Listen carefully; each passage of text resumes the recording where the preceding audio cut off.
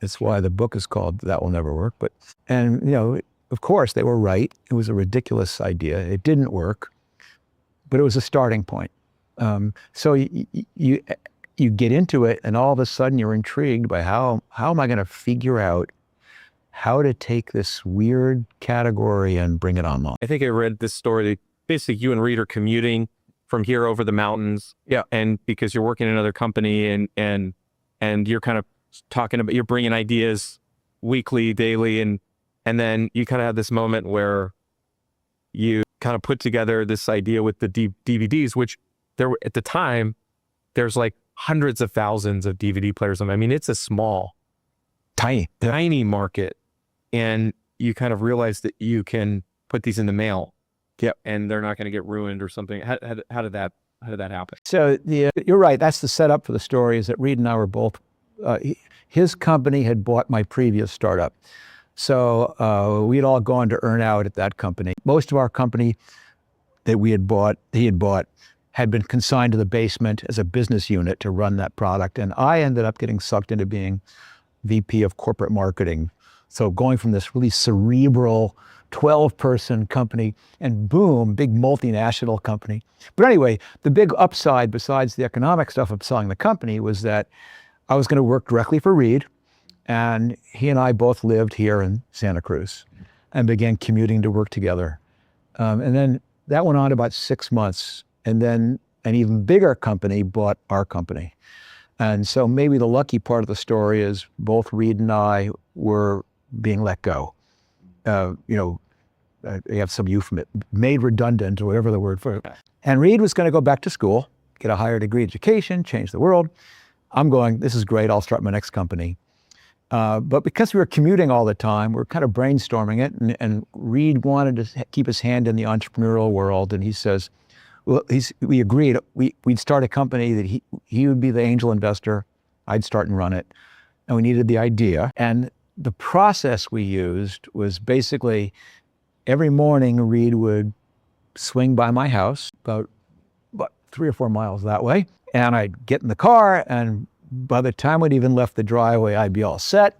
And I go, okay, Reed, I got one for you. Personalized shampoo.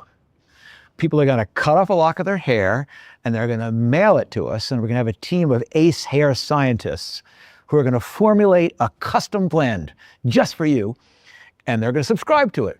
Are you in marketing? Yes, my background's all in marketing. And then Reed would just be sitting there staring out the window like he hadn't heard me. And I'd be sitting patiently back, because I knew that what was going on back there, the spinning wheels and the costs and opportunities and risks and benefits and all that stuff. And then eventually, it might take 5 minutes, he'd turn and go, that's never going to work. And here's why. And he'd lay into me with all the logic of why it was a crappy idea. And I'd come right back and we'd argue for the rest of the ride. And maybe all the way home. Yeah. And I really did pitch him personalized shampoo, and I did pitch him custom dog food, and I did pitch him vitamins, and I did pitch him sporting goods. I pitched probably 50, 60, 70 ideas, and one of them that I pitched was video rental by mail. This was, though, in 1997. So video rental back then was VHS cassettes. So we probably had gotten just barely over the top of 17 before that one got rejected straight out. Because just the costs around sending VHS tapes and just still way too much. And one of my previous startups was a big mail order company called Mac Warehouse. And one of the things we pioneered at Mac Warehouse was next day delivery, being able to order it and have it delivered next day. But we were selling computer supplies with huge margins and high ASPs. But I knew tons about using express services to do that type of thing. So that was the genesis of the pitch. And the research goes, no, these are too heavy and too expensive and too fragile to have any margin in video rental and VHS cassette. So that got shot down. And the breakthrough, if there was one, was maybe a month and a half later, and I began to pitch something, and Reed cut me off and said he had just read about this new tech called a DVD, little disc. And he was going, we should talk about the video rental by mail idea. and began brainstorming that and kind of realized, well, maybe rather than having to use DHL or FedEx, maybe we can mail this sucker. And then turned the car around mid-commute, halfway over the hill, and drove back down to Santa Cruz. We could have done this, filmed this in front of the Santa Cruz post office as a historical moment, but went downtown, tried to buy a DVD.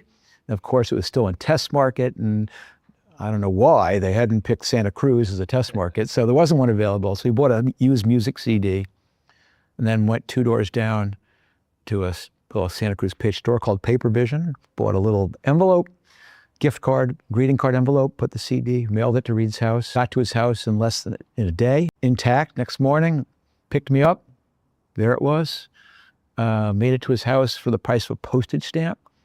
And I think that's the moment we kind of said, wow, this changes things and maybe this is the one to do. So long story to how that one became the one we picked. And you know, one of the characteristics of being an entrepreneur is having the capacity to make a decision based on incomplete or inconclusive or contradictory data.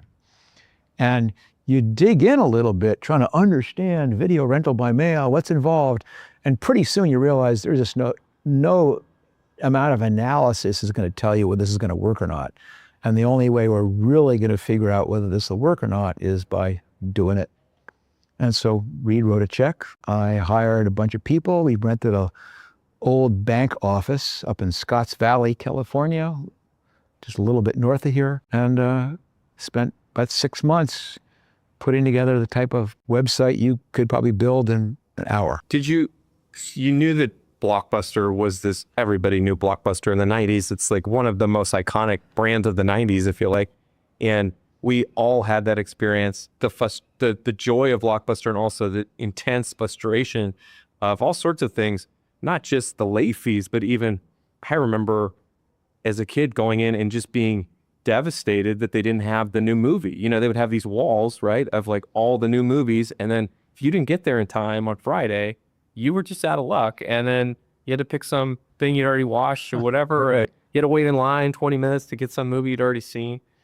Did you actively think about, hey, when you talked about finding a big market, did you actually say, oh, well, I know Blockbuster has so much revenue.